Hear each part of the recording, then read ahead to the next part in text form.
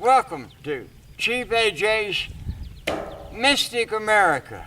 We're about to go to the Hubbard Rhino barn where I promised to show you all these skeletons of rhinoceroses here in Nebraska.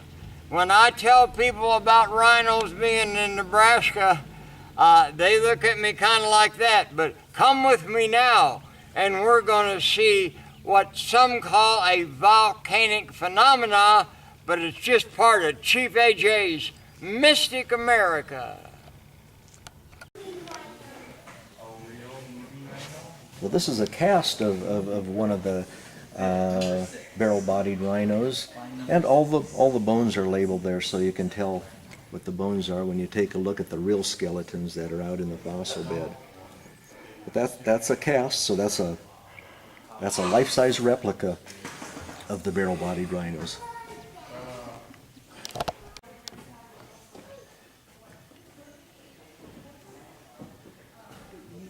This is totally amazing. Well, now you see what I'm trying to describe when I say three-dimensionally preserved skeletons. You take a look out, like at the number 6 rhino, right out there.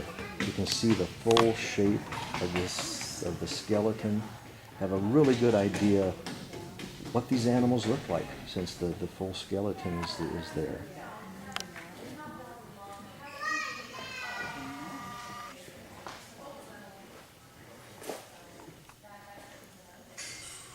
Now, Rick, in all your meticulous work here to uncover these, has there been any chip points or pottery shards? No, we haven't found any artifacts at all. I've worked at many fossil sites in Nebraska, and when you get into the rock formations that have these kinds of animals, you don't find any evidence of humans. It is felt that the first humans entered the scene much after ashfall time.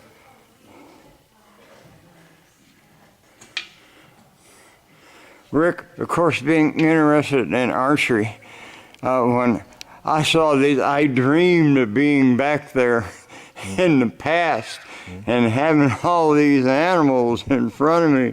It's just a fantastic daydream that these skeletons set off in an archer.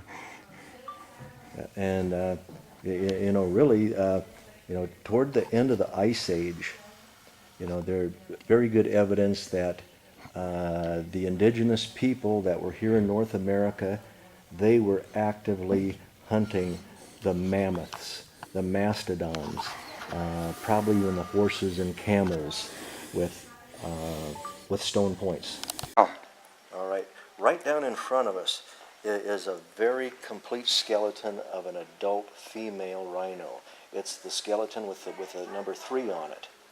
This skeleton is just perfect. Not one of the bones has been trampled on, not one of the bones has been scavenged by a bone-crushing dog. All the bones are right where they should be. Now, if you take a look at the skull of this adult female rhino, that's the head of the rhino. And right above the head of this adult female is her calf. So you have a mom and a baby laying head to head right down there. Just about every one of the adult female rhinos has a young calf laying at side. So that tells us that this kind of a rhino must have had a certain time of year when they had their young. They must have had a calving season. All of the little rhino calves next to their mothers have this number of baby teeth erupted into their jaws. So they would have been about a month or 2 old at the time the volcanic ash storm took place. The adult females, like I was telling you, number 3 here is an adult female. The adult females have short tusks in their lower jaws, like what I'm pointing to right there. Now if you look off to the right a little bit, here's another rhino just off to our right. Look at the size of the tusk in the lower jaw there. This is one of the bull rhinos. The bull rhinos have the larger tusks. Those are fighting teeth. They do battle with those. Today's Asian rhinos have tusks like that. Could you put your light on that tusk again? Right there.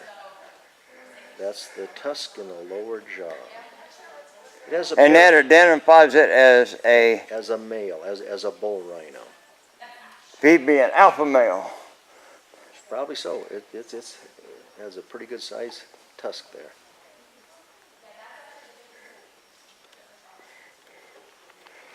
To the horse skeleton, right down there.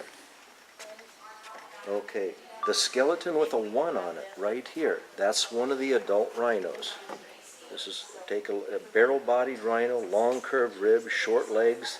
Now look right above this rhino. The skeleton with a 2 on it. That is a horse. Short ribs, long slender legs. That is one of the larger horses from ashfall time. Horses didn't get any bigger than that back in ashfall time. The interesting thing about this horse skeleton, this is the right front leg. The right front leg of the horse is folded back on its ribs. The horse's left front foot is right down here. Take a look at that. That's the left front foot of this horse. That horse's foot is underneath the rhino. So the evidence that we have that the smaller sized animals died before the larger ones is the fact that the smaller ones are buried under the bigger ones. The 3-toed horse is buried underneath the rhino. The horse lay down and died. The rhino didn't perish right away. Over 6 inches of ash settled in on top of the horse before the rhino died. So it took some time for this event to play out. It probably took weeks from the time the ash first fell out of the sky until the rhinos were down and dead. Probably took many more weeks or longer for the ash to drift in and bury them this deep. Right where my hand is here, right where our elbows are resting on this rail, that's how much ash was here before any excavation took place. If you look back at the embankment, you can see that the gray ash goes up to this level right there. That's how much pure ash had filled in the ancient water hole at that time, burying the animals deep enough that they're preserved to this day. You mentioned that all of the skeletons are buried in volcanic ash, pure volcanic ash. And that's what I have in this container right here.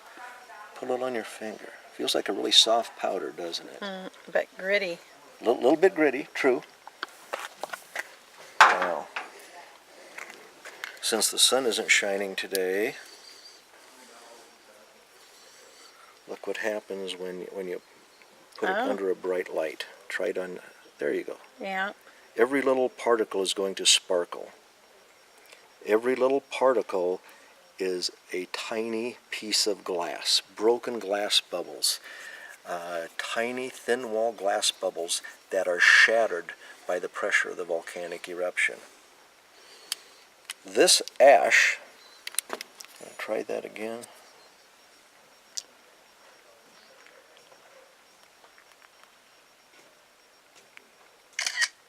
You can see how fine the ash is. So, you know, once that ash is blasted up into the upper atmosphere, the wind carries it for long distances before it settles back to the ground. This ash has the same chemical composition as this solid volcanic rock, this welded tuff that was recovered from the edge of this crater in southwest Idaho. So by comparing the chemical composition, we're very confident that this ash came all the way from southwest Idaho. So, young man, what are you working on right now? I am cleaning off a layer of algae, so what would have been pond scum during a time when maybe the ash wasn't blowing around for a period of, say, a week. And I'm looking for any dog tracks, plant impressions, anything like that in the algae. So it's very simple. It's just brushing it off. If I'm not careful, I can actually brush right through it. So it's just a time-consuming process. Keep up the fantastic work. I will. I tell people about this place and the rhinos and all that, and now we know what meticulous work it is to uncover these skeletons. For sure. It takes a lot of patience. Now, you just graduated? I did not. I just finished my first year of my undergrad degree in geology down at UNL. Do you get credit for your voluntary work here? I don't, but you can apply to have credit, for sure. It's a lot of paperwork, and you have to pay for your tuition for it to count as credits, so a lot of people don't do that. Well, I'll give you credit. Thanks.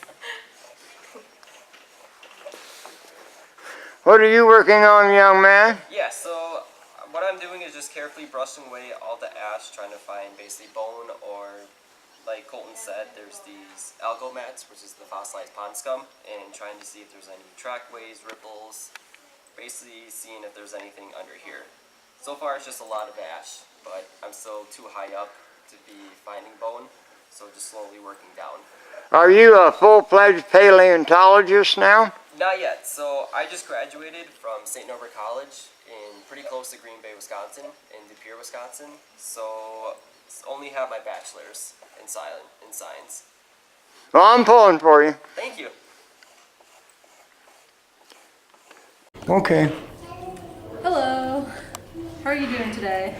Hi, I'm Chief AJ from the Cherokee Nation, and young lady, you look like you're doing something important. Well, what I'm working on right here is actually the skeleton of a three-toed horse. You might be able to tell right here, I have the skull, so this would be the orbit, and we're coming down here onto the muzzle. These black lines right there are the beginnings of the teeth, and then this is the lower jaw right here. We also have what we think is the femur right there.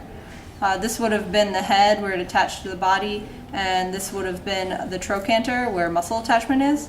I just took out the tail from right here, and that's what's in this box right here. And those are all the little tail vertebrae or caudal vertebrae.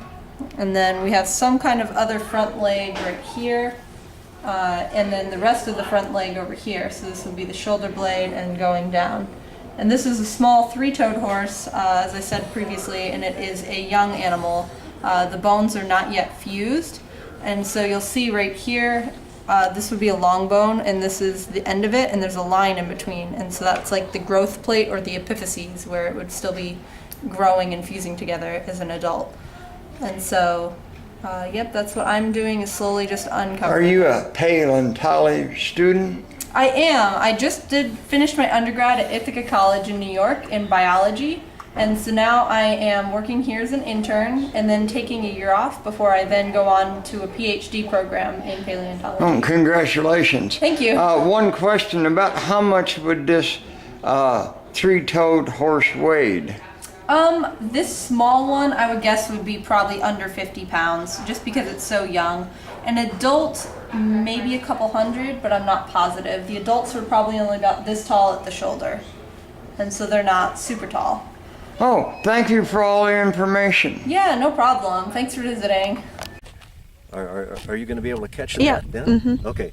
The yellow flag right over there marks where the first complete skeleton was found in the bed of volcanic ash.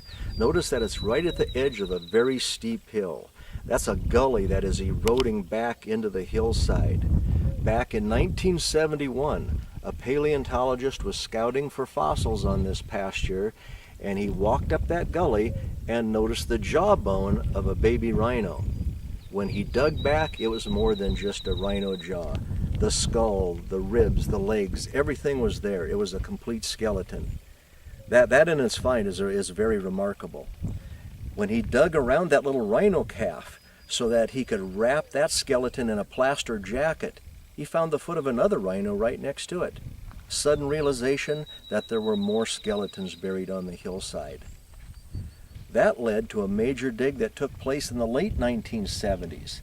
In 1978, the National Geographic Society sponsored the first major dig, and that's where the little red flags are next to the yellow flag. Over 100 skeletons came out of that spot. That little spot right there. Yep. an area about half the size of a basketball court. 100 skeletons. They were packed close to each other. They're also stacked on top of each other. The little animals died first. The birds died first during the ash storm. They got buried by ash. After a week or two, the little horses and camels perished. They got drifted under by more ash. Then finally the barrel-bodied rhinos died. They're literally stacked on top of each other. Small animals died before the bigger ones. And they're all in the bottom 2 feet of an ash bed that's over 8 feet thick.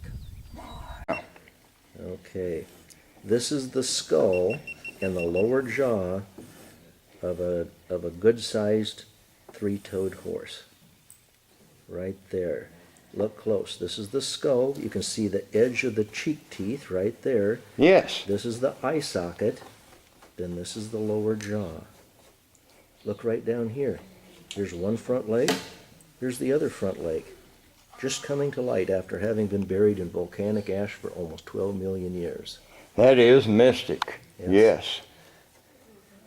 So we're expecting to find the rest of this horse skeleton buried, well, you know, if this is the head and the front legs, then the rib cage would be right back here, and then the back legs is probably right at the edge of the ash in that spot.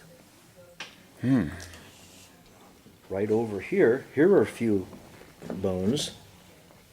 These are a few vertebrae and a couple of ribs from one of the rhinos, one of the barrel-bodied rhinos.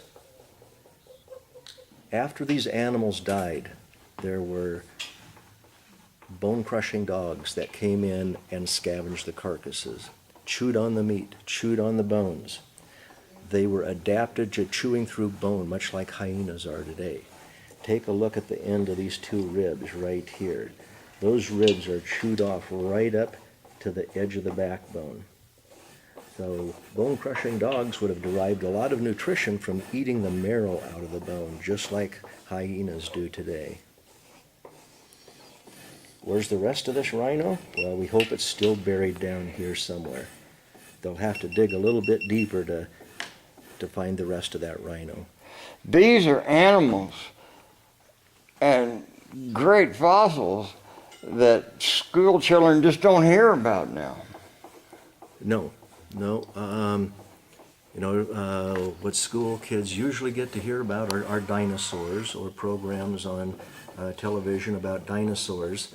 But Nebraska is very famous for its fossil mammals: rhinos, horses, camels, elephants. And something we hope to do by having this fossil bed open to the public is to make more of an awareness of that. On your website, Rick, I saw a group of school children going through. So, yeah, you're open to tours. Yes, we give over 100 school tours every year, mostly in the spring and in the fall. You know, when kids are taking their annual field trip. And then from your website, they can arrange a tour in advance.